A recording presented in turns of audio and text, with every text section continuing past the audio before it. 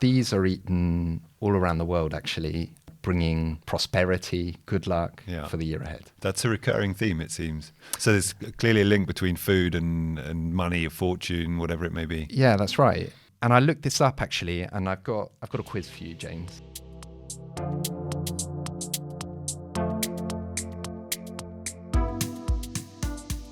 Hello, and welcome to another episode of Science on the Menu. My name is Ed Bray, and I work in the communications team at EFSA. Joining me today is our special guest co-anchor, actually, James Ramsey, head of the communications unit at EFSA. Well, welcome back to the podcast, Thanks James. a lot, Ed. Yeah, maybe I should be welcoming you. It's first time we're on screen. Yep. It's coming to the end of the year. We've got a special episode on the holiday season, and food is already, well, it's always an important part of that. Absolutely. In my household, certainly is. And same in ours as well. Let's go to your household, actually. What's important for you? Traditional Christmas dinner, for me, it's a British affair, actually. So we're talking turkey dinner, about 15 ingredients on the plate, roast potatoes, stuffing, all of these kinds of things. And that's been the way ever since I can remember. So even though I'm living here in Italy now, we keep that tradition alive. And actually, I've noticed since living here, so I've been here over 10 years now, a turkey around Christmas is more and more popular also here in Italy. Right. So you can find it in the butchers and the supermarkets quite easily where you couldn't before. One thing you can't find, or at least I haven't found it, is Christmas pudding, which is a classic kind of UK tradition. Yeah. And it's something that I always remember from like my childhood, which is the moment when my parents would set this pudding on fire. Yeah. So they would cover it in brandy, set fire to it, and then there would be a moment where we don't know if it's going to work or not. We'd turn off the lights and then walk in, and there would be these flickering blue flames, which I always remember. Yeah. We had very similar experience. I have a trick for making sure that the brandy catches fire, which is to light it in a ladle before you pour it on the pudding. So right, okay. That way it doesn't get absorbed into the cake and so on. Anyway. Okay.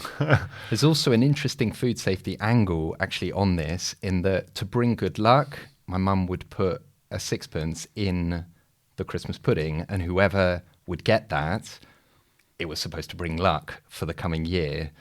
Now, the advice would be to use something that is acceptable as a food contact material. So because it's in contact with food, to cover it, or use something else that you could put in the food. That makes good sense, and obviously not something we were thinking of back in the day. Yeah. No, exactly. One of the things I have done, a sort of tradition that I've adopted, if you like, from living here, and particularly in this region in Parma, is having what they call annolini in brodo, which is very typical to this region. It's a stuffed pasta. Every household, every family will have their own recipe, of course, but essentially it's a meat-filled pasta that you cook in a broth, and we will have that as well over the Christmas period, along with many other Parmesan people here in the regions. And what about the night before Christmas, the Vigilia, they call it here? Yeah.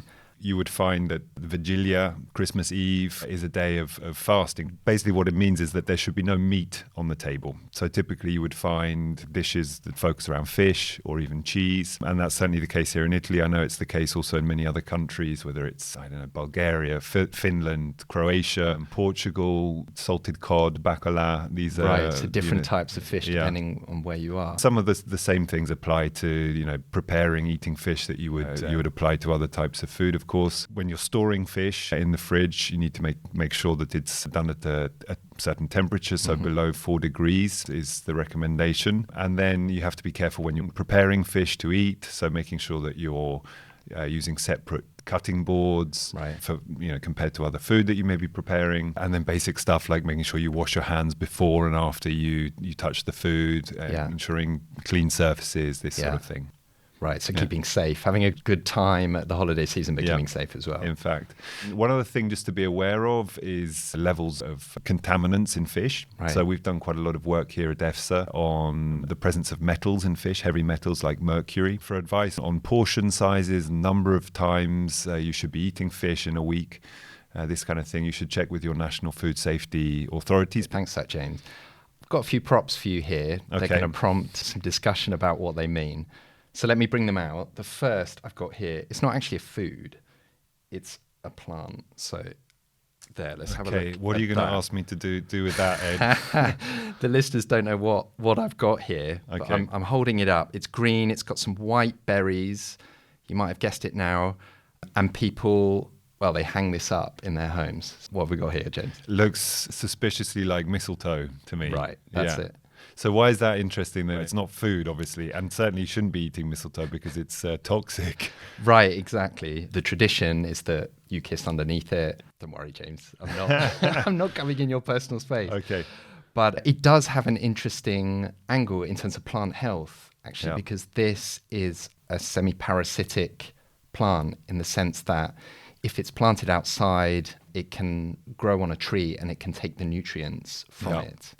So from that perspective, we need to be careful what we do with the mistletoe afterwards. Okay.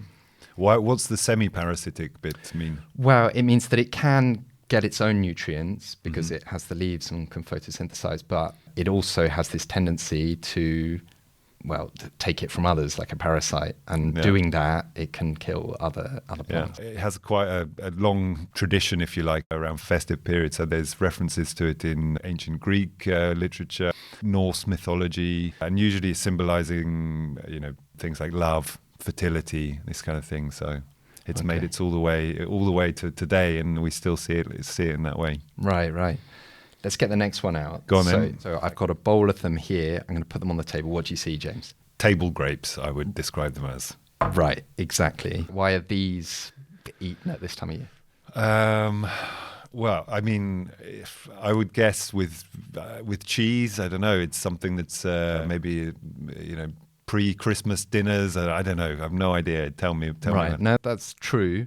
But in some cultures, so Spain, for example, at the end of the year, so when the clock is chiming midnight, there's 12 chimes of the clock, the tradition is to eat one grape per chime of the clock. So you're getting 12 grapes to bring you good luck, fortune for the coming year. Okay. And that sounds like a challenge you'd find on social media. Yeah, indeed. And obviously, we need to be careful when consuming food, quickly like this, that you don't choke. So you can take precautions to ensure the grapes are not too big, etc. Okay. So it's Spain, did you say? This is the... That's right. Okay. And some other countries, I think, as well. And that's a tradition that's quite common at the end of the year to have certain foods to bring fortune or good luck for the coming year. And I've got another one here to show you, this one.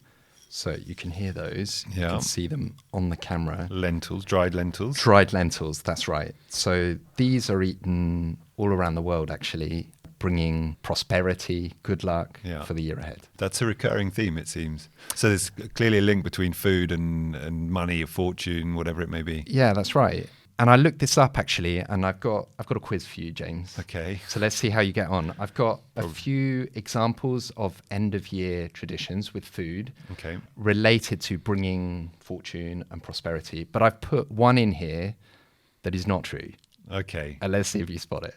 So what have I got to do? Guess what? So you've got to guess the one which is not true. Okay. Go on then. So carp scales, so the scales of the fish of a carp, sometimes kept in wallets to attract wealth. This is in Poland. Okay. Dropping a dollop of cream on the floor is thought to bring a rich and abundant year.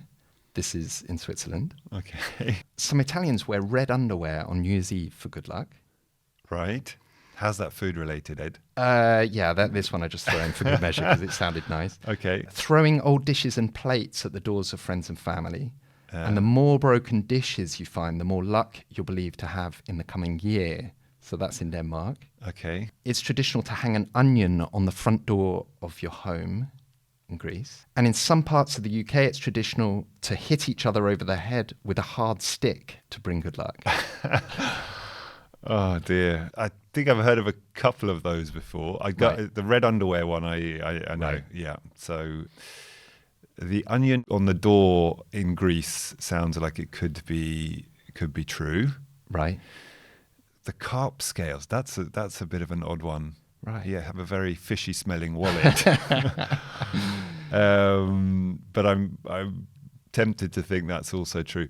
To be honest, the hitting over the head thing in the UK, that to me sounds like a bit of a red herring, to excuse the pun. You're right, James. Okay. Yeah, that would be quite a brutal way also to bring good luck. But in some parts, such as in Bulgaria, for example, decorated sticks are used to tap more gently on the parents, for example, and then receive something in return. Oh, is that right? Around the New Year? Around the holiday season time, yeah. Great. Thanks, Ed. Maybe before we close, we can just have a touch on what we're doing with the podcast for next year, what we're looking forward to, what's kind of on the menu for Science on the Menu. Right. So have you got any ideas for what we'd like to do with the podcast going into 2025?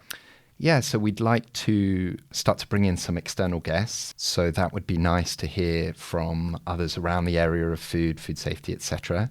In terms of topics, I'd like to do more on nutrition. This is always one that's popular. Different areas of nutrition, supplements, vitamins. Yeah. That's something where we get a lot of interest from society. Perhaps also research into the microbiome, which is our gut. And there's a lot of interest in how our diet affects our well-being, etc. That's a complex scientific area as well, isn't it? Right, exactly. Yeah. One of the things that we're keeping a close eye on here in EFSA and could well feature again in podcast next year is avian influenza. So we did a really interesting episode this year with our experts here following the progress of the disease. And it's not something that's gone away. It's a live issue, let's say. Right, we'll keep a close eye on that. Another thing that we'd like to do is to get feedback from our listeners, actually, and questions as well. So that's something that we will start. Ask a question, and if you're lucky, it will get on the show. We will be able to ask it. Yeah, great. Yeah, that should be good. Get a bit of interaction going. Exactly. Well, thanks a lot, James. Wishing you obviously a really happy holiday season for yourself, your family. The same to our listeners. Eat well, eat safely, think of the food safety advice, but enjoy that time with family and friends, etc. And looking forward to joining you again for more episodes in 2025 of Science on the Menu. Please interact with our podcast, share it, check out the previous episodes and so on. But for now, that's all from myself. Thank you to you, James. Thank you, Ed. That's all from me as well. And I echo what you say. All the best to everyone over the holiday period, and we'll see you next year. Thank you and goodbye.